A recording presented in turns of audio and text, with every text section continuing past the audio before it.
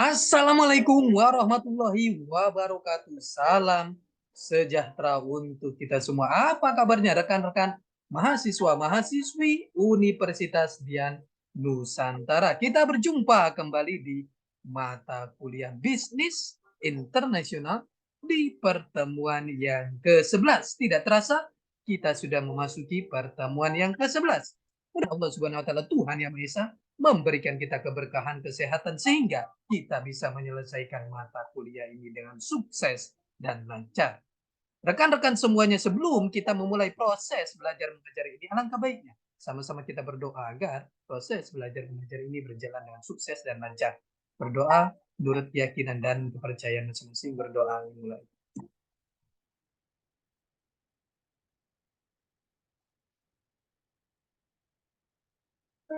Selesai.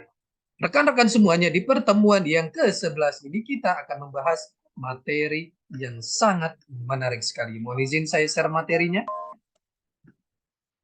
Di pertemuan yang ke-11 ini kita akan membahas materi mengenai strategi global bisnis internasional. Ini adalah materi yang sangat menarik sekali. Strategi bisnis global.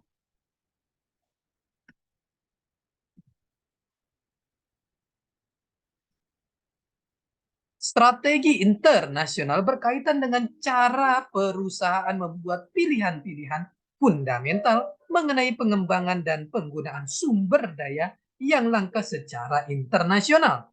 Strategi internasional melibatkan keputusan-keputusan yang berkaitan dengan berbagai fungsi dan aktivitas dari suatu perusahaan dan bukan hanya dengan satu bidang saja seperti pemasaran atau produksi. Untuk menjadi efektif, strategi internasional dari suatu perusahaan perlu bersifat konsisten antara beragam fungsi produk dan unit regional perusahaan. Konsistensi internal, seperti halnya dengan tuntutan dari lingkungan kompetitif internasional, konsistensi eksternal. Sasaran dari strategi internasional adalah untuk mencapai dan mempertahankan posisi kompetitif atau competitive advantage. Hal ini menyatakan bahwa perusahaan internasional harus melakukan aktivitas yang berbeda dengan para pesaingnya atau melakukan aktivitas yang sama dengan cara yang berbeda. Untuk menciptakan suatu keunggulan kompetitif yang berkesinambungan dari waktu ke waktu.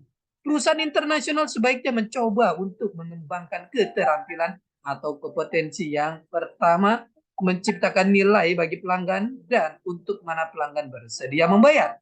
Kedua langkah, karena kompetensi yang dimiliki oleh banyak pesaing tidak dapat dijadikan dasar bagi keunggulan kompetitif.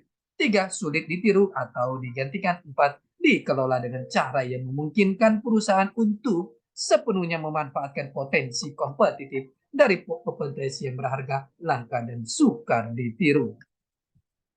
Rencana strategis global. Rencana strategis global tidak hanya menyediakan tindakan yang konsisten antara manajer perusahaan di seluruh dunia, tetapi juga mengharuskan para peserta untuk mempertimbangkan ratifikasi atau tindakan mereka di wilayah geografis atau bidang lainnya dari perusahaan. Rencana ini menyediakan dasar menyeluruh dan sistematis untuk membuat keputusan mengenai sumber daya dan kompetensi yang akan dikembangkan. Kapan dan bagaimana hal itu akan dilakukan, serta bagaimana menggunakan kompetensi tersebut untuk mencapai keunggulan kompetitif.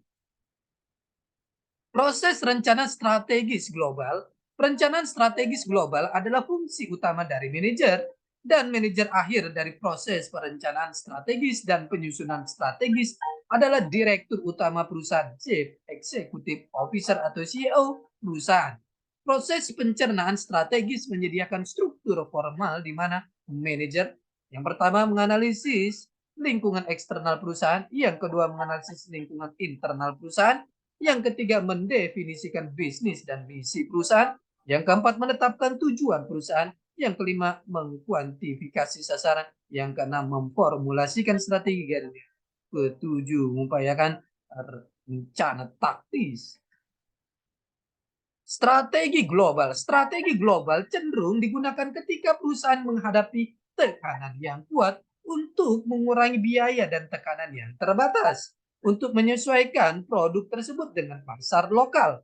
Pembuatan strategi biasanya disentralisasi di kantor pusat dan perusahaan cenderung untuk menawarkan produk dan jasa yang terstandarisasi. Strategi multidomestik. Strategi multidomestik cenderung digunakan ketika terdapat tekanan kuat terhadap perusahaan untuk menyesuaikan produk atau jasanya dengan pasar lokal.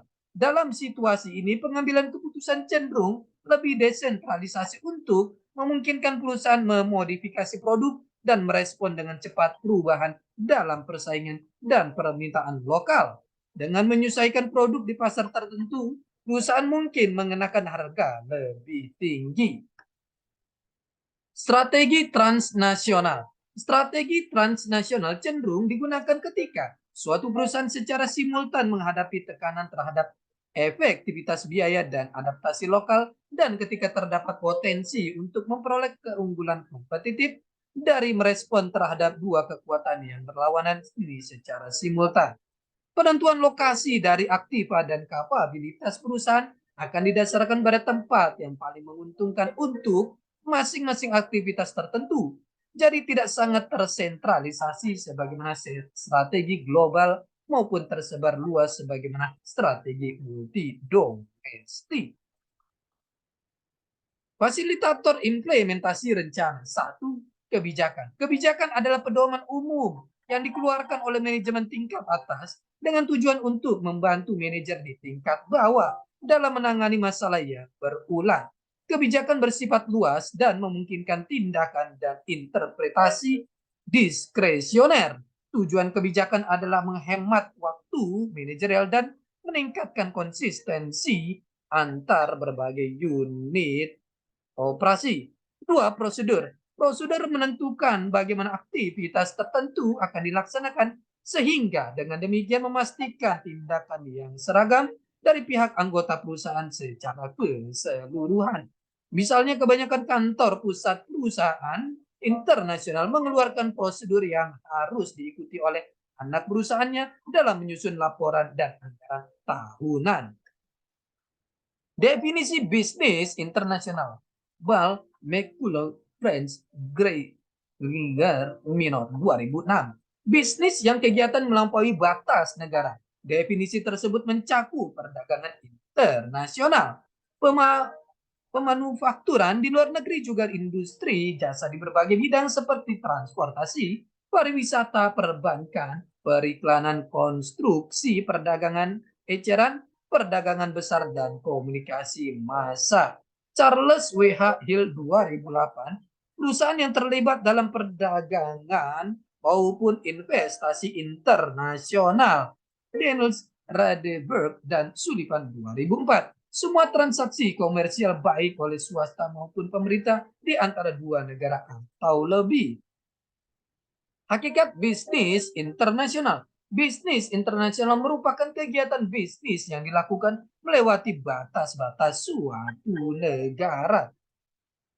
Adapun transaksi bisnis yang dilakukan oleh suatu negara dengan negara lain yang sering disebut sebagai bisnis internasional, international trade, pemasaran internasional atau internasional marketing adalah transaksi bisnis yang dilakukan oleh suatu perusahaan dalam suatu negara dengan perusahaan lain atau individu di negara lain.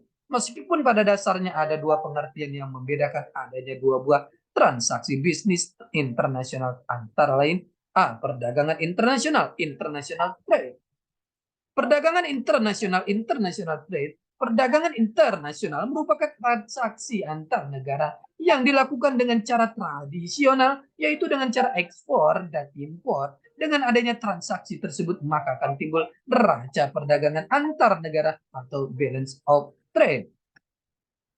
Pemasaran internasional, international marketing, yang sering disebut sebagai bisnis internasional, international business, merupakan keadaan di mana suatu perusahaan dapat terlibat dalam suatu transaksi bisnis dengan negara lain, perusahaan lain ataupun masyarakat umum di luar negeri maka pengusaha tersebut akan terbebas dari hambatan perdagangan dan tarif biaya masuk karena tidak ada transaksi ekspor, impor. Produk yang dipasarkan itu tidak saja berupa barang akan tetapi dapat pula berupa jasa. Mengapa kita harus mempelajari bisnis internasional? Suatu negara ataupun suatu perusahaan melakukan transaksi bisnis internasional baik dalam bentuk perdagangan internasional yang memiliki beberapa pertimbangan ataupun alasan, meliputi pertimbangan ekonomis, politis, ataupun sosial budaya, bahkan tidak jarang atas dasar pertimbangan militer. Beberapa alasan untuk melaksanakan bisnis internasional antara lain berupa spesialisasi antar bangsa-bangsa. Dalam hubungan dengan keunggulan beserta kelemahannya itu, suatu negara haruslah menentukan pilihan strategis untuk memproduksikan suatu komoditi yang strategis, yaitu satu, memanfaatkan semaksimal mungkin kekuatan yang ternyata benar-benar paling unggul sehingga dapat menghasilkannya secara lebih efisien dan paling murah di antara negara-negara yang lain. Menitik beratkan pada komoditi yang memiliki kelemahan paling kecil di antara negara-negara yang lain. Mengkonsentrasikan perhatiannya untuk memproduksikan atau menguasai komoditi yang memiliki kelemahan yang tertinggi bagi negerinya. Ketiga strategi berkaitan dengan adanya dua buah konsep keunggulan yang dimiliki oleh suatu negara ketimbang negara lain dalam suatu bidang tertentu, yaitu keunggulan absolut advantage. Suatu negara dapat dikatakan memiliki keunggulan absolut apabila negara itu memegang monopoli dalam berproduksi dan perdagangan terhadap produk tersebut. Hal ini dapat dicapai kalau tidak ada negara lain yang dapat menghasilkan produk tersebut, sehingga negara itu menjadi satu-satunya negara penghasil yang disebabkan karena kondisi alam yang dimilikinya. Misalnya hasil tambang, perkebunan, kehutanan, pertanian, dan sebagainya. Keunggulan absolut dapat diperoleh dari suatu negara yang mampu untuk memproduksi suatu komoditi yang paling murah di antara negara lainnya. Keunggulan pada umumnya tidak akan dapat berlangsung lama karena kemajuan teknologi akan dengan cepat mengatasi cara produksi yang lebih efisien dan ongkos yang lebih murah. Rekan-rekan semuanya, ini adalah pertemuan kita yang ke-11. Kita akan berjumpa di pertemuan-pertemuan selanjutnya. Tetap semangat belajar untuk mencapai kesuksesan. Salam sehat selalu. Assalamualaikum warahmatullahi wabarakatuh.